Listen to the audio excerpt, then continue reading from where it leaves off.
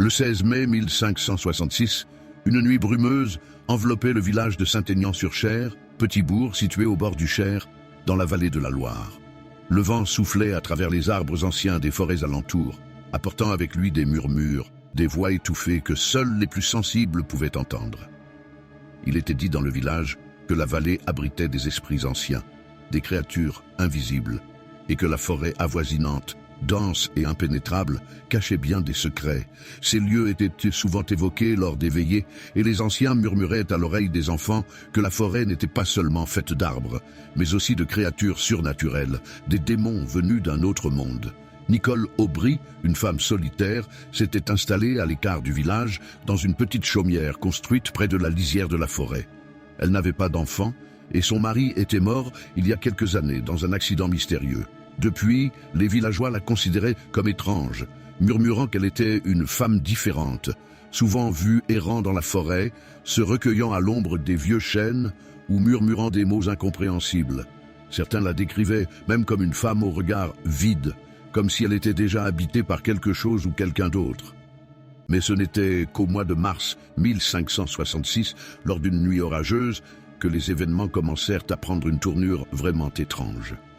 Ce soir-là, un orage d'une violence inouïe s'abattit sur la région.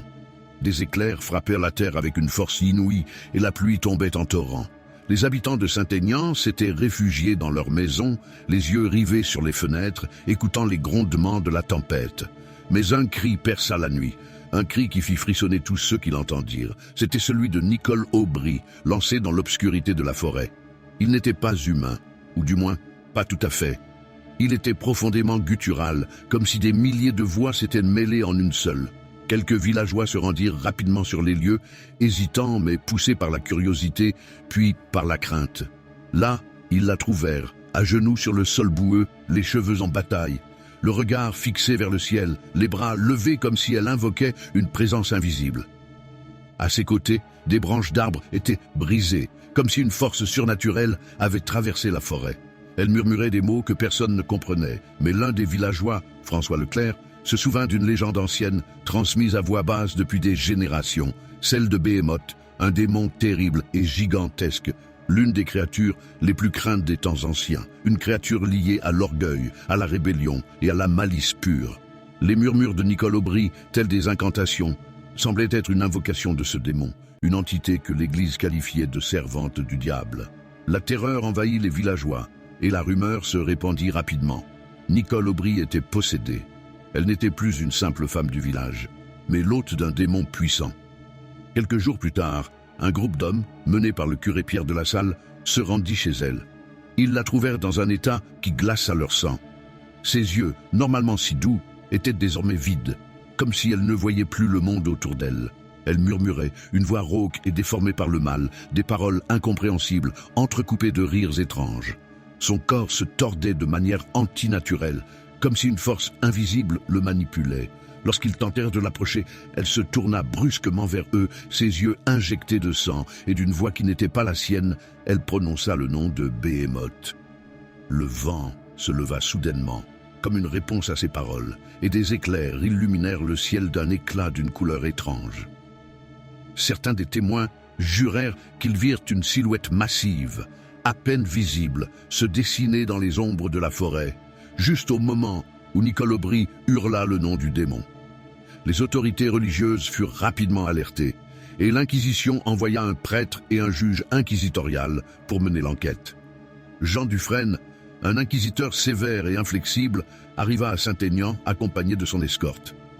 L'Inquisition, en proie à la terreur de l'hérésie et du démon, considérait toute possession démoniaque comme un acte de trahison envers Dieu. Nicole Aubry fut arrêtée et conduite au tribunal de Tours, où l'on commença à l'interroger. Mais son état se dégradait. Elle semblait dans un état de transe presque permanente, se balançant d'avant en arrière, murmurant des phrases en latin qu'elle n'avait jamais appris et entrecoupant ses paroles de rires cruels. Le nom de Béhémoth revenait sans cesse dans ses paroles. À chaque torture, Nicole Aubry persistait dans ses aveux. « Je suis le vaisseau de Béhémoth, le démon des ténèbres. » Les juges, fascinés et horrifiés à la fois, la condamnaient à la pire des peines, la mort sur le bûcher, car sa possession représentait une menace impardonnable pour la pureté de la foi. Le 23 mai 1566, Nicole Aubry fut conduite au centre de Tours, la foule rassemblée autour du bûcher comme un troupeau de moutons hypnotisés. Le vent soufflait à nouveau avec une violence inexplicable et la brume se leva, enveloppant le village dans un halo inquiétant. Alors que les flammes commençaient à dévorer son corps, un cri perça la nuit. Ce cri n'était pas celui d'une femme, mais celui d'un démon, profond et résonnant. Les témoins furent frappés de terreur, et beaucoup d'entre eux s'éloignèrent en tremblant, certains affirmant avoir vu dans les flammes des visages hideux, des formes indistinctes, et même une silhouette géante se dessiner brièvement dans la lumière.